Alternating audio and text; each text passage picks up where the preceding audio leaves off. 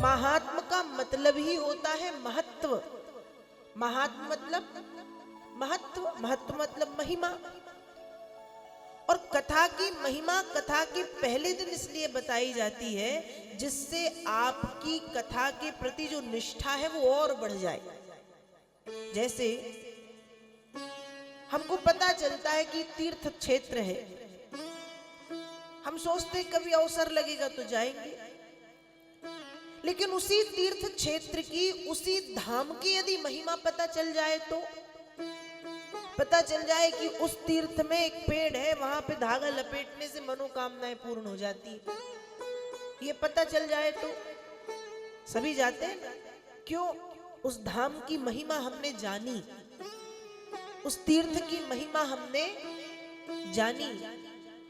वैसे ही भागवत की महात्म की कथा इसलिए सुनाई जाती है कि पहले आप महत्व को, महिमा को जानो कि कथा की महिमा क्या है, कथा का महत्व क्या है, इसलिए महिमा सुनाई जाती है। तो कल प्रथम दिवस की कथा में आप सबने महात्म की, महत्व की कथा को सुना है। साथ ही कल आप श्रवण कर रहे थे कि नैमी सारण्य की पावन भूमि है और नैमी सारण्य में सूत जी महाराज एक उच्च आसन पर विराजमान है।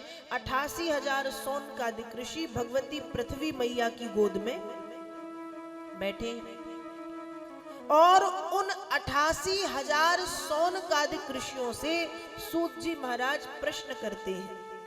उन 88,000 सौनकादिक ऋषियों ने सूत जी से प्रश्न किए हैं और भागवत के प्रथम स्कंद को प्रश्न अध्याय कहा गया। 6 प्रश्न किए हैं और भागवत की जो कथा है वो इन 6 प्रश्नों के चारों तरफ घूमती है।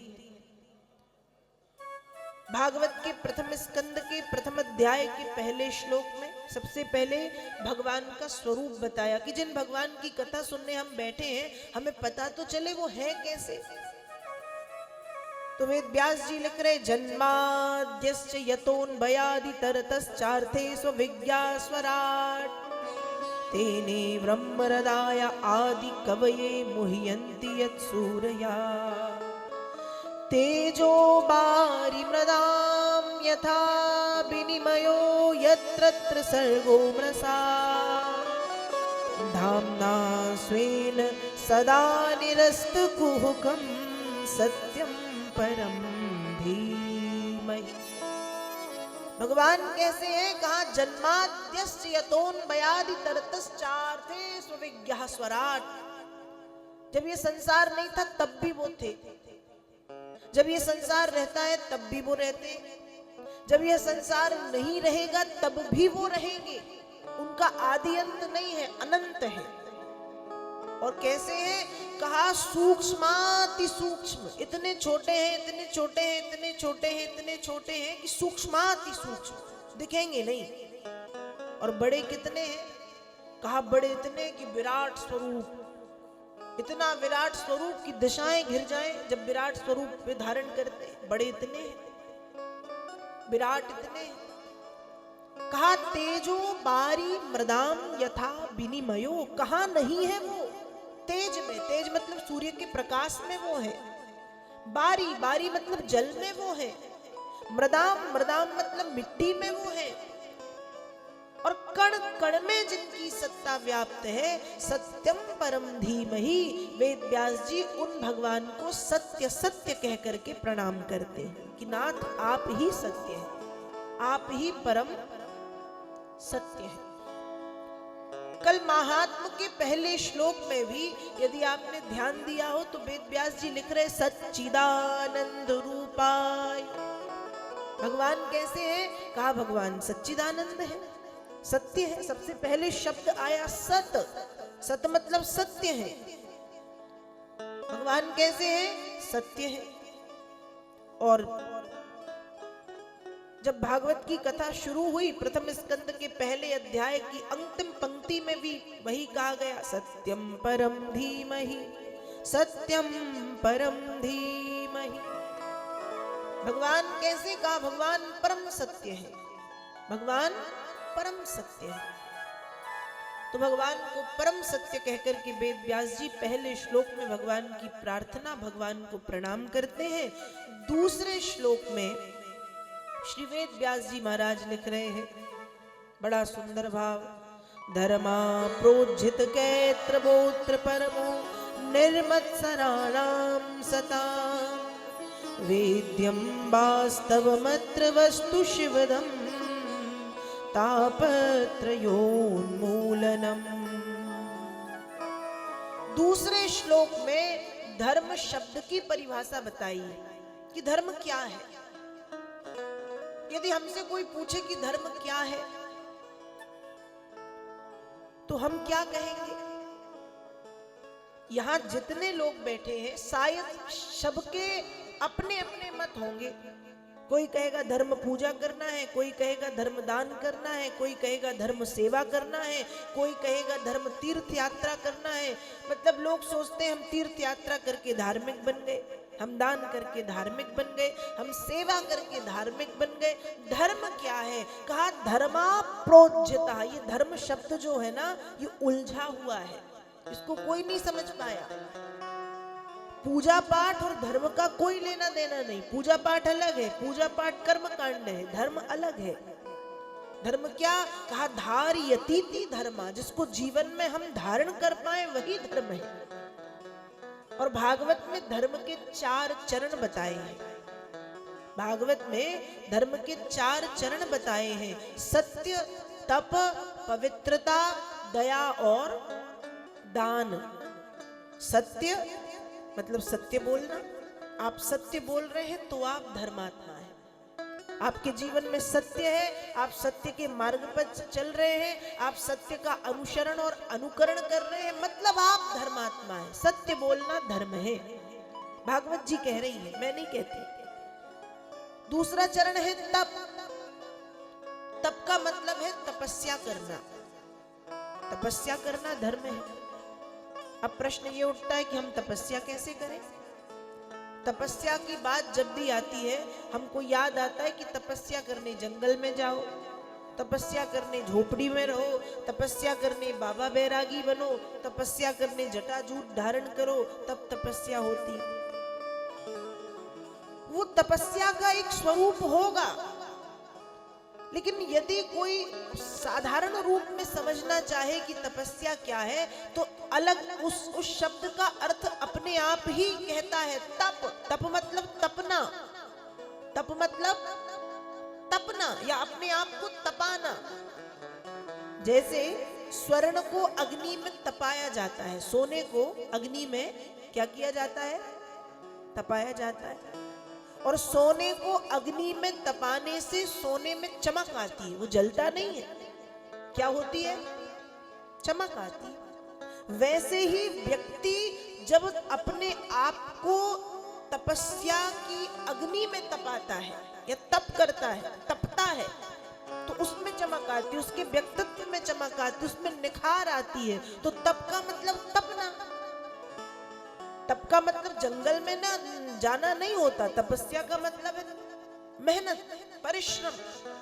आप जिस क्षेत्र में हैं निष्ठा के साथ उसी क्षेत्र में काम करना।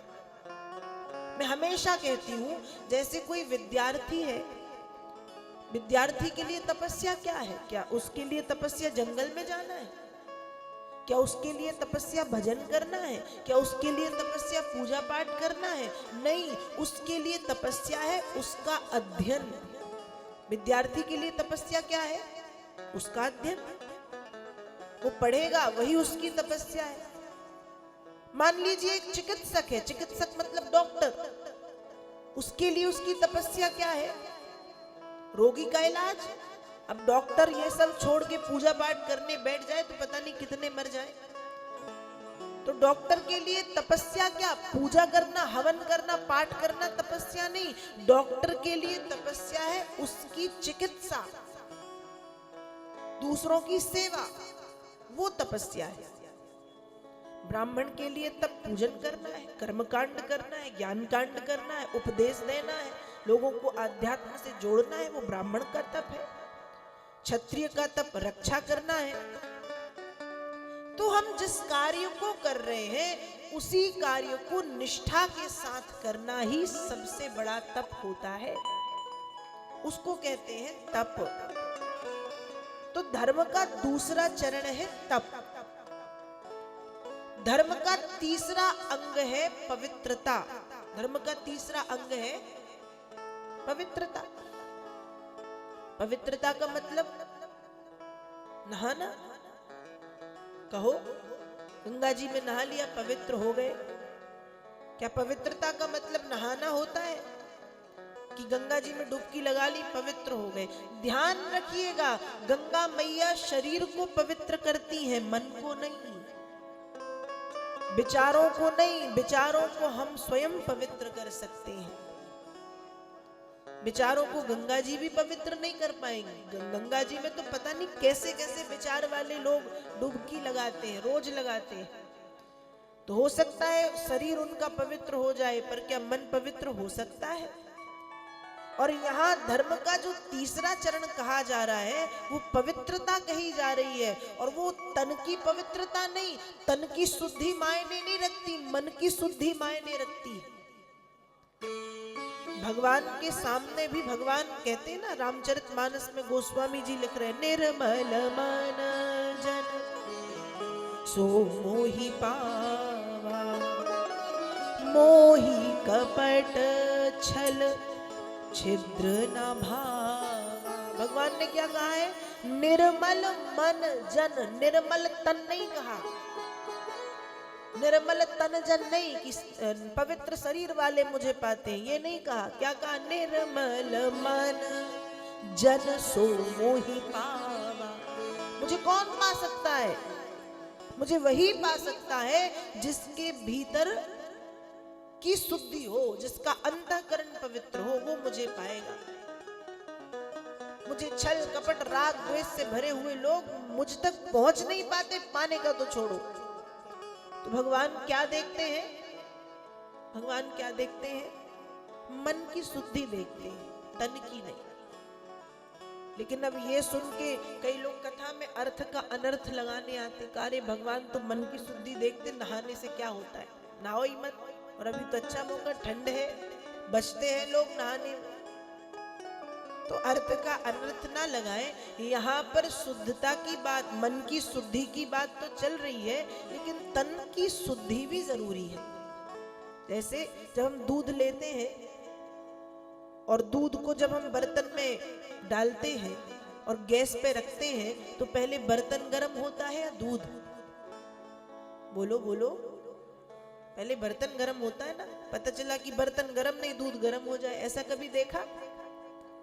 कहो, पहले क्या होता है? पहले बर्तन गर्म होगा, उसके बाद दूध गर्म होगा। वैसे ही जब शरीर पवित्र होगा तो धीरे धीरे धीरे धीरे तन पवित्र के साथ साथ मन पवित्र होने लगेगा। लेकिन हाँ, तन की शुद्धि पर बहुत ज्यादा ध्यान नहीं देना चाहिए। जो लोग, कई लोगों को हम देखते हैं बहुत ज्यादा, उनको ऐसे नहीं करो, ऐसे नहीं करो, ये कपड़े वो कपड़े, ये मत छुओ वो मत छुओ, कोई फर्क नहीं पड़ता। क्यों? क्योंकि हमारा जो शरीर है वो कभी शुद्ध नहीं होता भाई।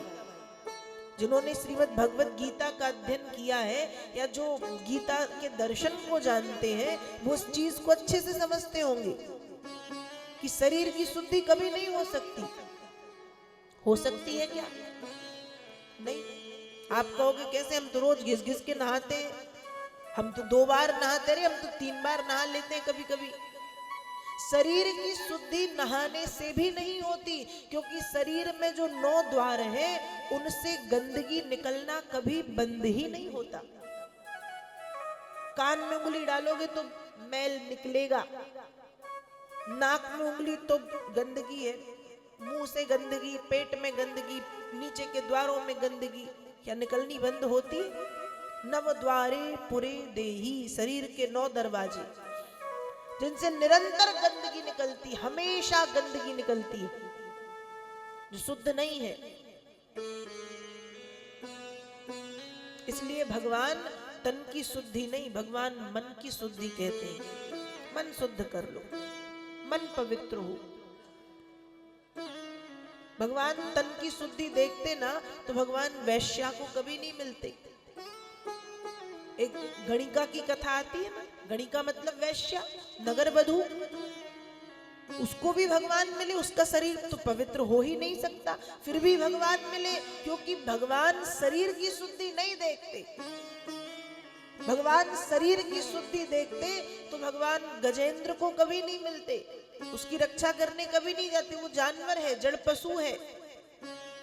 भगवान तन की शुद्धि देखते तो भगवान शबरी को कभी नहीं मिलते। तो भगवान तन की नहीं, भगवान मन की शुद्धता, मन की पवित्रता को देखते। निर्मल मन जन सो मोहि पावा। मुझे कौन पा सकता है? कहा मुझे वही पा सकता है जिसका मन पवित्र हो, जिसके मन की शुद्धि हो, वो मुझे पाएगा। जिसके भाव अच्छे हो वो मुझे पाएगा। वैसे लोग मुझे नहीं पा सकते। एक कहावत कही जाती है ना, ऊपर से राम राम पेट में कसाई काम। भगवान के सामने वो नहीं चलता। भगवान के सामने तुम जैसे हो वैसे ही जाओ, वो स्वीकार कर लेंगे। जैसे हो तुम वैसे ही जाओ, वो स्वीकार कर लेंगे। लेकिन यदि अच्छाई की चादर ओढ़ के जाओगे तो दुनिया को आकर्षित कर सकती है, भगवान को आकर्षित नहीं करेगी। भगवान जानते हैं ये भीतर कुछ है, बाहर से कुछ बन रहा है। इसलिए अच्छे हो तो वैसे चले जाओ, बुरे हो तो बुरे चले जाओ। भगवान भाव के भूखे, भावग्राही जनार्दना। एक बड़ी सुंदर कथा अक्सर मैं कहा करती हूँ। एक सेठ जी थे,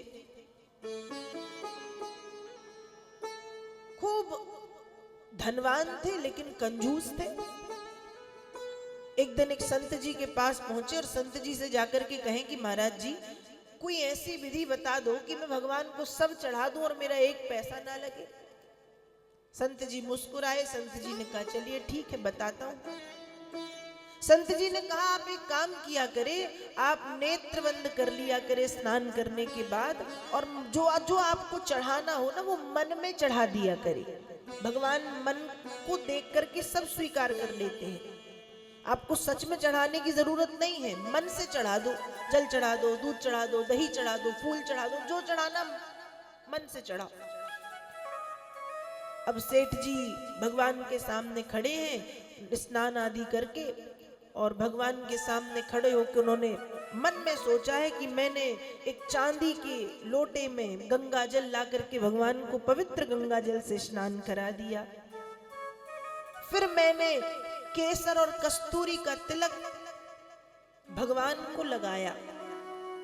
फिर भगवान को खूब सुंदर सा मणि जड़ित मुकुट मैंने पहनाया, कानों के कुंडल पहना दिए, मैंने खूब सुंदर सुंदर वस्त्राभूषण भगवान को समर्पित किए, और फिर मैंने भगवान को भोग लगाया। और आज मैंने सोने के पात्र में गैया का दूध रखा है और उसमें मैंने चीनी डाली, 1 चम्मच डाली, 2 चम्मच डाली, 3 चम्मच डाली, 4 चम्मच डाली, 5 चम्मच डाली। लेकिन फिर सेठ जी ये सब मन में चल रहा है। फिर उनको लगा कि अरे चीनी तो ज्यादा पड़ गई, चीनी तो ज्यादा पड़ गई। एक काम करता हूँ, अभी तो घुली भी नहीं होगी, निकालता हूँ। तो 1 चम्मच चीनी निकाली, दूसरी चम्मच निकाली, तीसरी चम्मच निकाली, और जैसे ही चौथी चम्मच निकालने हुए भगवान स्वयं प्रकट हो गए और हाथ पकड़ लिए। और हाथ पकड़ के भगवान कहते क्यों रे, तेरी सही की चीनी लग रही थी, तो तू डाल भी रहा था और तू निकाल भी रहा है। तो भगवान क्या देखते हैं? भगवान भाव, उनने भाव ऐसे बना लिए कि भगवान को लगा ये सचमुच कर रहा है।